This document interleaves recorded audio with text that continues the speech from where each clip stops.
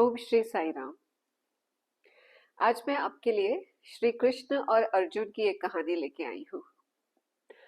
तो महाभारत युद्ध हो गया था। उसमें श्री कृष्ण अर्जुन के सारथी बने थे और उन्होंने अपना कर्तव्य बहुत अच्छे से निभाया, सही रास्ता दिखाया अर्जुन को। जब युद्ध खत्म हो गया तो वैसे तो अर्जुन भगवान के बहुत भक्त थे। वो कृष्ण जी के सखा भी थे, उनके कजिन भी थे और उनके भक्त भी थे। लेकिन फिर भी कोई इंसान कितना भी अच्छा क्यों नहीं हो, कितना भी सही रास्ते पे क्यों नहीं हो, कभी कभी छोटी सी गलती हो जाती है।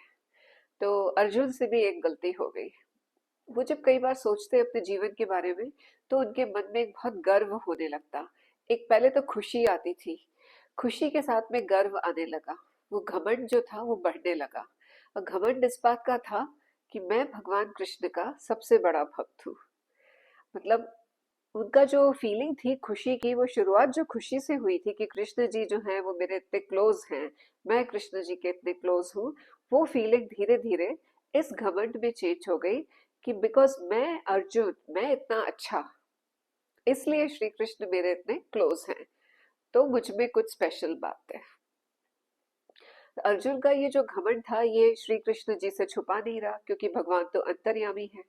He is omniscient, he is omnipotent and omnipresent। तो वो तो हर एक के मन की बात जानते हैं, तो अर्जुन के मन की बात कैसे नहीं जानते। तो भगवान ये देखकर सिर्फ मुस्कुरा दिए और उन्होंने अगले दिन अर्जुन से कहा कि चलो अर्जुन, साथ में वॉक करने चलते हैं आज। अर्जुन ने कहा ठीक है। तो अब दोनों श्री कृष्ण और अर्जुन वॉक करने गए। जब वो लोग जंगल में घूम रहे थे तो अर्जुन ने देखा कि एक जगह एक ब्राह्मण था। वो ब्राह्मण जो था वो, जो बिल्कुल सूखी घास होती है, the very very dry grass, जो बिल्कुल मतलब ग्रीन भी नहीं रही, अब तो सूख के बिल्कुल स्ट्रॉ कलर की हो गई, जिसको स्ट्रॉ बोलते हैं, वो घास वो खा रहा था। अर्जुन ये देखकर बहुत प्रभावित हुए कि मतलब ये ब्राह्मण वो है जिसने इतना कठिन व्रत ले रखा है कि इसने टोटली हिंसा को त्याग दिया है। तो ये कुछ भी नहीं खाता है, he doesn't eat even the green grass, कि जो ग्रीन ग्रास है उसमें भी लाइफ है। वैसे तो जो एनिमल्स होते हैं उनमें लाइफ होती है, लेकिन जो ग्रीन शूट्स होते हैं प्लांट्स, उनमें भी लाइफ होती है। तो इस ब्राह्मण ने सब कुछ त्याग दिया है, ये सिर्फ जो सूखी हुई घास है वो खाता है। तो व्हाट अ ग्रेट मतलब पर्सन ही इज। अर्जुन इस बात से बड़े इम्प्रेस्ड हुए। फिर उन्होंने उसको देखा कि वो ब्राह्मण सूखी घास तो खा रहा था, लेकिन उसके हाथ में एक तलवार भी थी। फिर अर्जुन को थोड़ी हैरानी हुई कि जिस व्यक्ति ने सब कुछ त्याग दिया है, जो इतना मतलब वो है तप वाले मोड में, तो ये तलवार इसके हाथ में क्यों है? क्योंकि तलवार तो हिंसा का प्रतीक है, तलवार नफरत का प्रतीक है, तलवार मृत्यु का प्रतीक है। It just signifies violence and death. तो अर्जुन बड़े क्यूरियस हो गए। उन्होंने श्री कृष्ण से पूछा कि कृष्ण, आप देख रहे हैं इस ब्राह्मण ने जो सूखी घास खा रहा है, इसने एक तलवार अपने हाथ में ले रखी है। तो श्री कृष्ण बोले हाँ मैं देख रहा हूँ, चलो चल के पूछते हैं उससे क्या कहानी है। तो श्री कृष्ण और अर्जुन दोनों गए उस ब्राह्मण के पास और उससे जाके अर्जुन ने पूछा कि ब्राह्मण देवता, आप ये सूखी घास क्यों खा रहे हैं? तो वो बोले कि मैंने सब छोड़ दिया है, तो अब मैं सिर्फ सूखी घास खाता हूँ। I don't eat any living thing. Arjun ने कहा ये तो बहुत अच्छी बात है, लेकिन फिर आपने ये तलवार क्यों ले रखी है हाथ में, ये बताइए।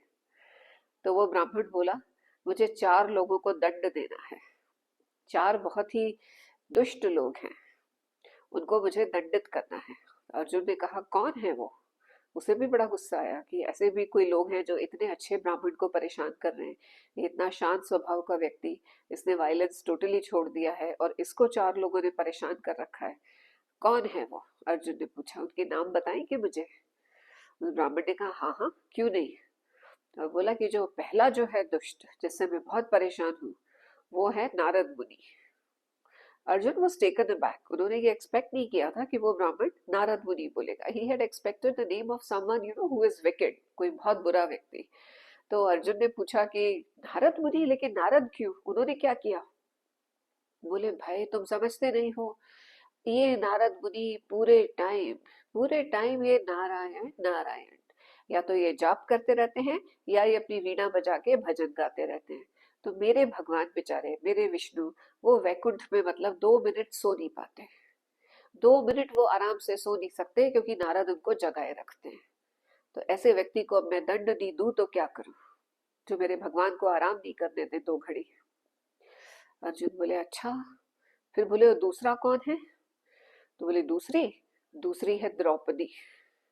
अब अर्जुन को धक्का लग गया, बोले द्रौपदी क्यों, उसने क्या किया, वो तो बिल्कुल निर्दोष है। तो ब्राह्मण बोला नहीं, किसने कहा वो निर्दोष है? आपको पता है मेरे भगवान खाना खाने के लिए बैठने वाले थे, वो जस्ट खाना खाने के लिए बैठ रहे थे, उनकी थाली भी सज गई थी, इतने में उस द्रौपदी ने उनको पुकारना शुरू कर दिया। और वो जो काम्यक वन है, मेरे भगवान को द्वारका से उठ के वहां जाना पड़ा, और वहां जाकर के द्रौपदी की उन्होंने प्रॉब्लम सुनी कि द्रौपदी की समस्या आ गई है अचानक से, कि दुर्वासा ऋषि पहुंच गए 10,000 शिष्यों के साथ, तो द्रौपदी उनको खाना नहीं खिला सकती। तो इसके लिए उसने बुला लिया, अरे भाई तुम्हारे घर में गेस्ट आए हैं तो तुम देखो तुम्हें क्या करना है। उसके लिए उसने मेरे भगवान को डिस्टर्ब किया, और खाली यही नहीं, उसने अपनी जूठन भी खिलाई भगवान को, तो मुझे उसे भी दंडित करना है।